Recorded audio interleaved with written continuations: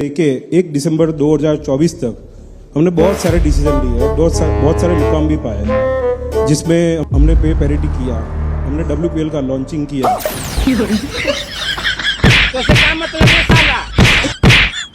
এরা চিনছেন নি আপনারা? এ হইল আন্তর্জাতিক ক্রিকেট কাউন্সিলরের চেয়ারম্যান।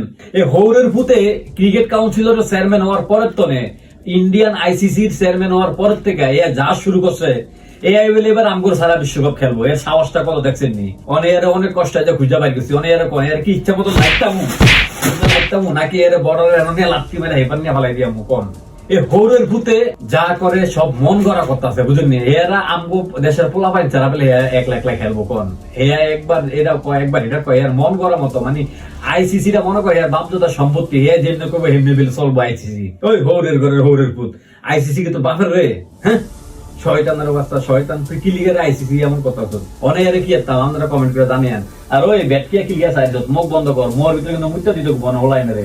হারাম তো তারা কত বড় শয়তান চিন্তা করছেন। ক্রিকেট হচ্ছে ভদ্রলোকের খেলা, আর এনে এরা বিনোদনমূলক খেলা। সারা বিশ্বের মানুষ ক্রিকেট খেলা দেখে, এবং এই যে টি-20 বিশ্বকাপ খেলবো, আমাদের দেশের পোলাপাইনটি কত আশা ভরসা করে বই রয়েছে এরা খেলবো, এবং দলে অনেক নতুন পোলাপাইন আছে কত আশা নিয়ে বসেছে ক্রিকেট খেলবো। এই হৌরের ভূতে একটা দেশ নিয়ে কি পরিমাণে রাজনীতি করতেছে ক্রিকেটের জগতে, আপনি বুঝেন কিছু? মানে এটা হইলো এরা যেটা করবো এটাই এগো বাপদাদা সম্পত্তি।